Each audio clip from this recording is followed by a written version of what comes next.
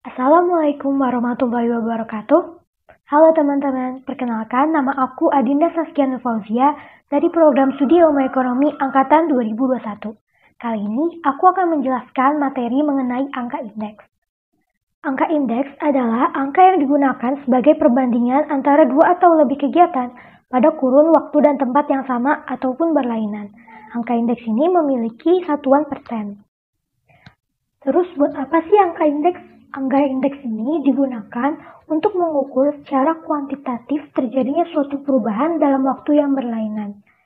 Angka indeks juga digunakan untuk memperhatikan bagaimana perubahan terjadi terhadap harga-harga, pendapatan, produksi, dan nilai perubahan seiring dengan perubahan waktu seperti teknologi dan sumber daya manusia.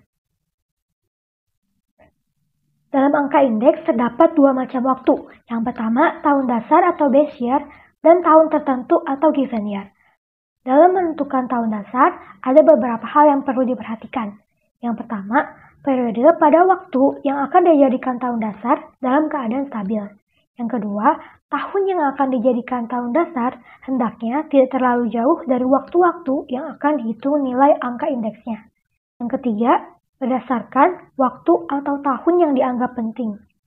Misalnya tahun dasar ini dipilih pada saat pemerintah baru memulai penerapan kebijakan stabilitas harga-harga. Selanjutnya ada jenis-jenis angka indeks. Yang pertama, angka indeks harga. Angka indeks harga digunakan untuk mengukur perubahan harga barang, baik harga untuk satu atau sekumpulan barang. Dalam hal ini, indeks harga menyangkut presentasi kenaikan atau penurunan harga barang tersebut. Yang kedua, ada angka indeks kuantitas. Angka ini digunakan untuk mengukur perubahan kuantitas atau jumlah satu jenis atau sekumpulan barang yang diproduksi, dikonsumsi, dijual, dan lain-lain. Yang ketiga, ada angka indeks nilai. Angka ini digunakan untuk mengukur perubahan nilai dari satu jenis atau sekumpulan barang. Nah, di sini ada rumus nilai sama dengan hasil kali antara harga dan kuantitas. Selanjutnya ada jenis angka indeks berdasarkan cara penentuannya. Yang pertama ada indeks harga tidak tertimbang. Pada metode ini, angka indeks tidak memasukkan faktor-faktor yang mempengaruhi naik turunnya angka indeks. Jadi semua variabel dianggap mempunyai nilai yang sama. Yang pertama ada angka indeks relatif, yaitu PN dibagi PO dikali 100. PN di sini merupakan harga pada tahun tertentu. PO yaitu harga pada tahun dasar. Untuk angka indeks agregatif sederhana, karena indeks ini terdiri dari beberapa barang atau kelompok barang, maka rumusnya menggunakan sigma. Jadinya sigma PN dibagi sigma PO dikali 100. Untuk angka indeks rata-rata relatif sederhana, dari angka indeks agregatif sederhana, tinggal kita bagi dengan jumlah komponen jenis barang. Selanjutnya indeks harga tertimbang. Kalau pada indeks harga tidak tertimbang, setiap variabel memiliki nilai yang sama, pada indeks harga tertimbang ini ada bobot yang digunakan untuk membedakan setiap variabel, seperti adanya penimbangan kuantitas unit barang yang terjual untuk bermacam-macam barang yang berbeda harganya. Pertama, less payers, yaitu sigma PN dikali QO dibagi sigma PO dikali QO. Angka indeks ini menggunakan periode dasar sebagai penimbang. Kalau pasca, sigma PN dikali QN dibagi sigma PO dikali QN lalu dikali 100. Untuk drobis, hasil perhitungan last payers ditambah hasil perhitungan pasca lalu dibagi 2. Selanjutnya ada Fisher yang merupakan penrata-rataan dari rata-rata ukur indeks last payers dan pasca. Jadinya akar hasil perhitungan last payers dikali pasca. Untuk Marshall Edgeworth, yaitu rumusnya sigma PN dikali QO ditambah QN dibagi sigma PO dikali QO ditambah QN lalu dikali 100. Untuk Wolf, sigma PN dikali akar QO dikali QN dibagi sigma PO dikali akar QO dikali QN lalu dikali 100. Agar teman-teman lebih mudah mengingatnya, di sini bisa diperhatikan kecuali drobis dan Fisher, rumus indeks harga tertimbang itu selalu diawali dengan sigma PN dibagi sigma PO. Kalau di last payers, karena tahun dasarnya sebagai penimbang, makanya di daerah sebelah kanannya di sini KIO. Karena kalau pasca menggunakan tahun tertentu, jadinya di sini IN. Lalu untuk Marshall dan Walsh, di sini juga depannya masih pakai sigma PN dibagi sigma PO. Kembali lagi ke last payers, indeks ini tuh memiliki kecenderungan berlebihan ke atas atau overestimate. Kenapa? Kan last payers ini menggunakan kuantitas periode dasar ya. Sedangkan harga barang itu cenderung naik dari tahun ke tahunnya. Jadi, barang yang dibeli pada tahun dasar pastinya lebih banyak daripada tahun-tahun berikutnya yang harganya bakal lebih mahal. Vice versa buat pasca yang perhitungannya jadi berlebihan ke bawah atau underestimate. Karena pasca pakai kuantitas tahun tertentu, di mana harganya lebih tinggi, permintaan pasar yang turun, karena harganya yang naik, jadinya kuantitas tahun tertentu lebih kecil daripada kuantitas tahun dasar. Kalau dibandingin dengan indeks-indeks yang lain, indeks Fisher ini merupakan yang paling ideal karena indeks ini tuh mengoreksi bias harga positif indeks last payers dan mengoreksi bias harga negatif dari pasca. Yang ketiga ada angka indeks rata-rata relatif sederhana. Pada metode ini, semua komponen dihitung angka indeksnya, kemudian dilakukan rata-rata dari semua angka indeks yang didapat. Untuk penimbang adalah nilai barang pada periode dasar yaitu sigma dalam kurung PN dibagi PO dikali PO dikali QO, lalu dibagi sigma PO dikali QO dan dikalikan 100. Untuk penimbang adalah nilai barang pada periode tertentu. Di sini tinggal kita ganti aja PO-QO-nya menjadi PN dan QN. Yang terakhir ada angka indeks berantai. Angka indeks ini dihitung secara berantai dari tahun ke tahun. Misalnya, angka indeks tahun 2003 dibandingkan dengan angka indeks tahun 2002. Sedangkan angka indeks tahun 2002 dibandingkan dengan angka indeks tahun 2001. Dan begitu seterusnya. Untuk rumusnya yaitu PT dibagi PT-1 dikalikan 100. PT di sini merupakan harga pada periode sekarang, sedangkan PT-1 yaitu harga pada periode sebelumnya. Selanjutnya kita memasuki pembahasan mengenai pergeseran atau pengubahan periode dasar. Nah, hal ini tuh biasanya perlu dilakukan karena tahun dasar yang lama sudah terlalu jauh di belakang. Atau juga kalau ingin membandingkan indeks kumpulan barang pada tahun-tahun yang sama dengan tempat yang berbeda. Makanya itu diperlukan penyesuaian periode dasar agar angka indeks yang dihitung itu tetap representatif. Untuk rumusnya yaitu IL dibagi ILD, lalu dikalikan 100. IL di sini merupakan angka indeks yang lama, ILD merupakan angka indeks lama yang periodenya akan dijadikan periode dasar yang baru. Selanjutnya penerapan angka indeks. Untuk daya beli yaitu nilai nominal dibagi indeks harga konsumen dikalikan 100. Untuk pendapatan nyata, pendapatan uang dibagi indeks harga konsumen dikalikan 100. Untuk perubahan pendapatan, pendapatan pada waktu ke N dikurangi pendapatan pada waktu awal dibagi pendapatan pada waktu awal dikalikan 100. Untuk perubahan pendapatan nyata pada waktu ke N dikurangi pendapatan nyata pada waktu awal dibagi pendapatan nyata pada waktu awal. Untuk inflasi yaitu IHK pada periode tertentu dikurangi IHK pada periode sebelumnya, lalu dibagi IHK pada periode sebelumnya. Sekarang masuk ke contoh soal. Berikut ini data harga dan kuantitas perdagangan 3 jenis hasil pertanian pada tahun 2017 sampai 2018.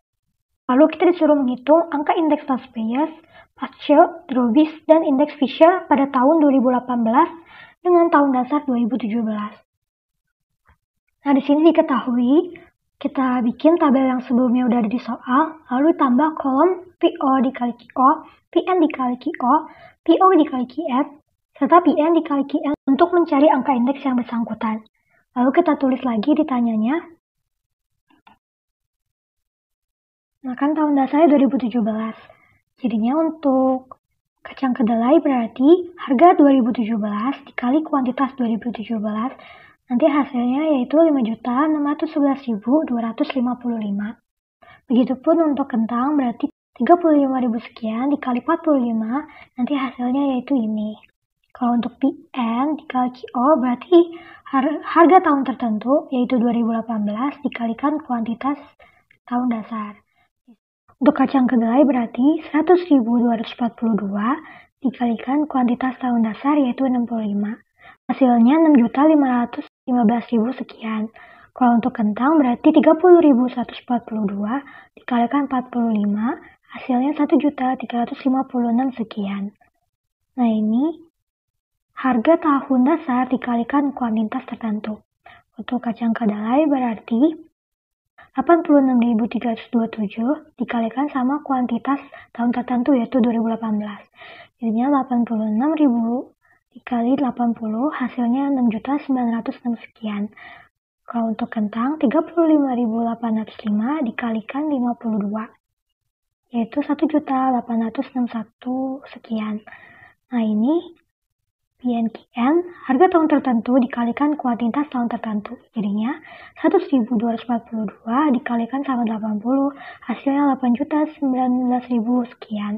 Untuk kentang 30.142 dikalikan 52 hasilnya 1.567.000 sekian. Yang pertama, angka indeks menggunakan metode last payers. Sigma PN dikali QO dibagi Sigma PO dikali QO dikali 100.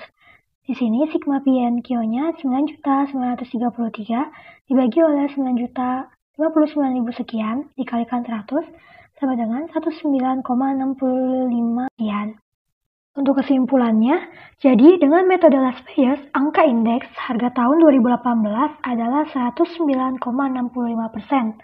Artinya, harga 3 macam barang tersebut di tahun 2018 mengalami kenaikan sebesar 9,65% dibandingkan dengan harga 3 macam barang tersebut di tahun sebelumnya. 9,65% ini didapatkan dari 109,65% dikurangi 100%. Kalau misalnya angka indeksnya 90%, berarti 90% dikurangi 100%. Hasilnya min 10%. Jadinya harga barang tersebut itu turun sebesar 10%. Untuk metode pasca, di sini sigma PN QN dibagi sigma PO QN dikali 100. Nah, di sini dari perhitungan kita dapat 12.233 sekian dibagi 11.125 sekian dikalikan 100. Hasilnya 109,95 sekian. Kesimpulannya, dengan metode pasca, angka indeks harga tahun 2018 adalah 109,95%. Jadinya, harga-harga barang tersebut mengalami kenaikan sebesar 9,95% dibandingkan harga tahun sebelumnya. Untuk metode Robis, dari hasil metode pasca dan last payers, kita tambah lalu dibagi 2, hasilnya 109,80 sekian. Jadinya indeks harga tahun 2018-nya yaitu 109,80%. Artinya, harga 3 macam barang tersebut di tahun 2018 mengalami kenaikan sebesar 9,80% dibandingkan dengan harga barang tersebut di tahun sebelumnya. Untuk Fisher, kita mengakarkan hasil perkalian antara pasca dan last payers. Di sini hasilnya 109,80 sekian. Jadi, dengan metode Fisher, angka indeks harga tahun 2018 adalah 109,80%. Artinya, harga 3 macam barang tersebut mengalami kenaikan sebesar 9,80% dibandingkan dengan harga 3 macam barang tersebut di tahun sebelumnya. Contoh soal yang kedua, berikut merupakan angka indeks dari produksi gandum suatu negara. Nah, di sini kita disuruh untuk membuat indeks baru dengan tahun dasar 2020. Atau bisa juga ditulis 2020 sama dengan 100. Soalnya, angka indeks untuk tahun dasar itu pasti 100. Nah, untuk lebih jelasnya bakal kita lihat di pembahasan. Nah, tadi karena kita disuruh untuk membuat indeks baru, seperti yang udah aku jelasin sebelumnya, rumusnya yaitu angka indeks yang lama dibagi oleh angka indeks lama yang periodenya dijadikan periode dasar yang baru, lalu dikalikan 100. Kita buat lagi tabel yang sebelumnya udah diketahui di soal. Lalu untuk indeks barunya berarti tahun 2020, di sini indeks lamanya yaitu 126 ya. Nah, jadinya indeks lama dibagi oleh indeks baru, lalu dikalikan 100. Untuk tahun 2014 berarti 117 dibagi oleh 126 dikalikan 100. Hasilnya 92,86.